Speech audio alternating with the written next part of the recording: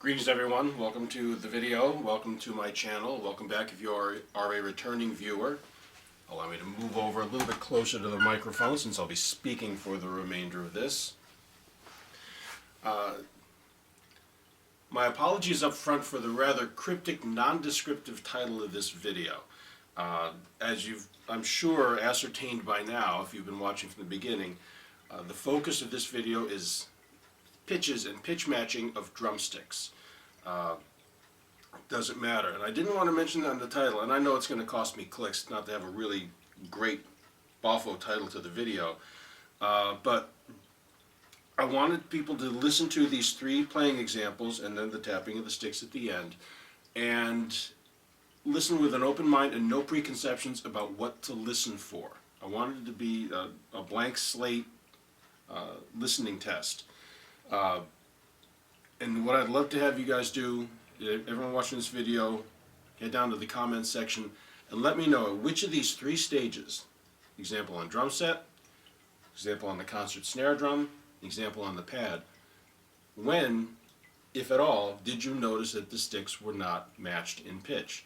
And I wanted it to be, again, very organic and natural. I wanted it to be something that you weren't listening for, that would just kind of jump out at you if you're going to notice it. If I had said this is going to be a video about pitch matching drumsticks, then people would be watching it and their focus would be on that. They'd be listening for the sticks. That's not what I wanted. I wanted it to be something where if you weren't looking for it, would it be noticeable? I'll tell you what I hear, and this is in line with other things I've talked about in other videos. I'm not going to tell people what they should listen for. I'm not going to tell people what they should value. Wait while that car drives by. Wonders of modern technology. I can barely hear my voice, but I can hear a car driving past. I'm not here to give advice or tell people what to listen for or what their value judgment should be in terms of pitch matching sticks. That's for everyone to decide. I'm just going to tell you what I found and take it and do what you will with that information. Long story short, when it comes to pitch matching sticks, drum set, I don't hear it. There's too many different surfaces. Even just this little ragtag setup I have for today, I don't have a full setup. Hi-hat, snare, and bass drum.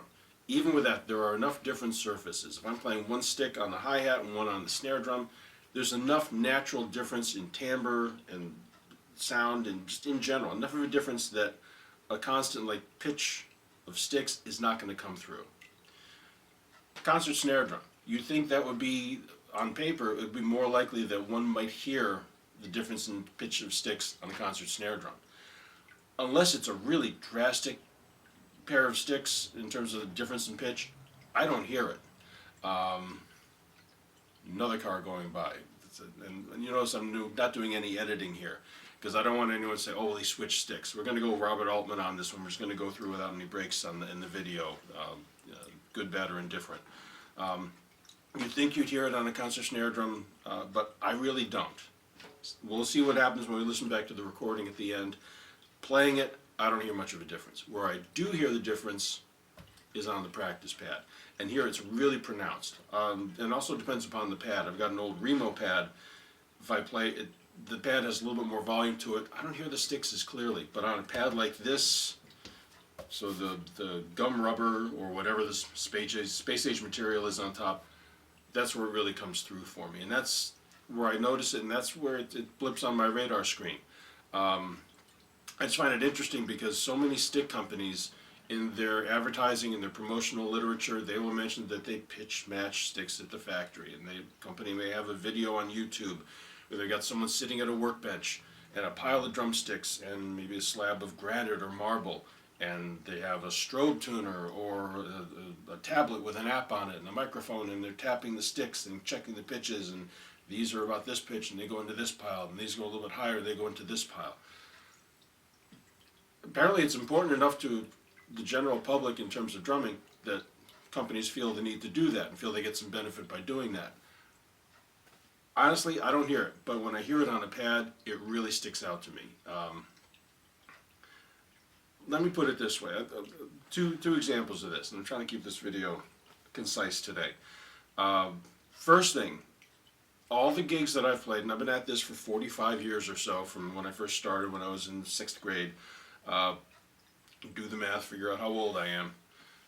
Thinking back to all the recordings I've listened to, all the gigs I've listened to from the audience, all the gigs I've played in an orchestra or jazz group, I'm playing vibes and there's a drummer playing in the group besides me, or playing an orchestra gig and I'm playing mallets and someone else is playing snare drum or drum set.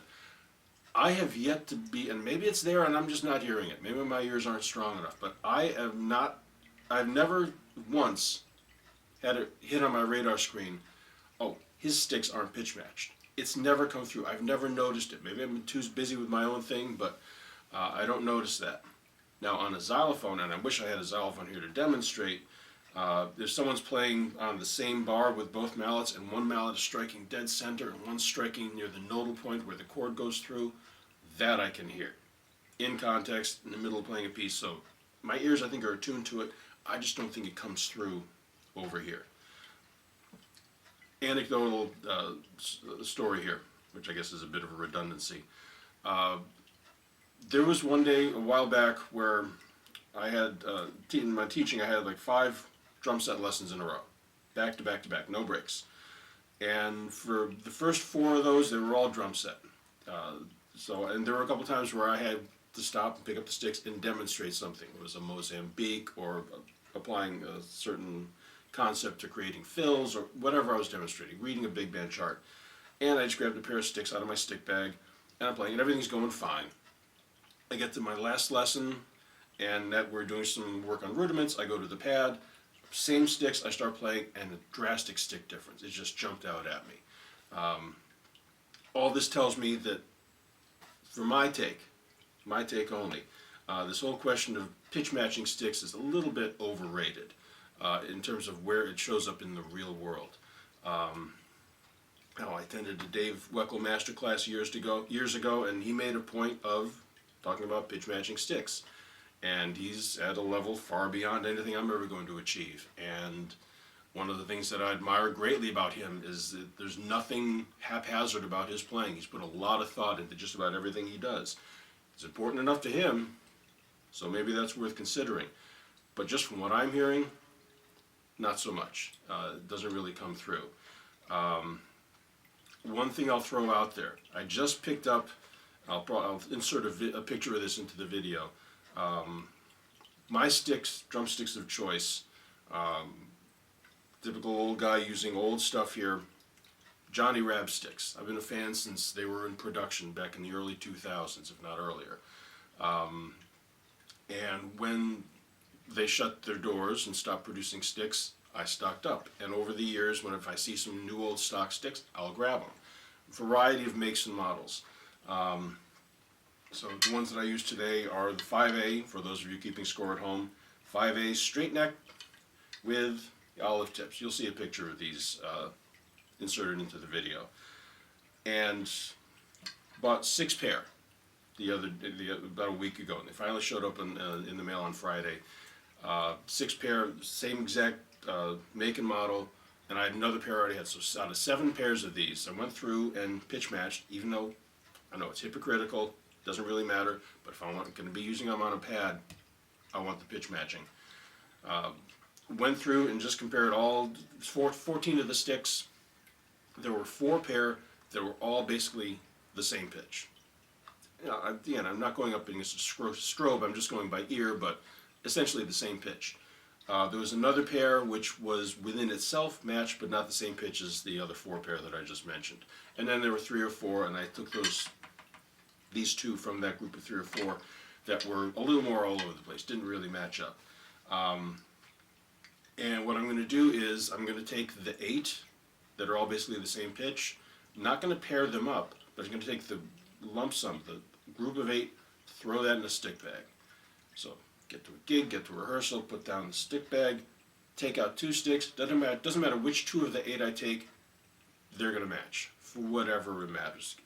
I know I'm hypocritical on this one, but I'm not going by pairing. It's just I have 8 that are basically the same pitch. Fine.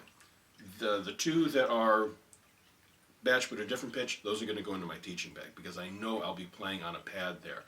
And things bother you if you let them bother you, but it's noticeable enough that I have to make an effort not to let it bother me, and I'd rather just get that out of the way. And if I'm practicing, if I'm playing paradiddles or whatever rudiment, doing rolls like what I played before, one of the things I'm working on is consistency between the hands, evenness of volume, of tone, and if the sticks are going to give me two distinct pitches,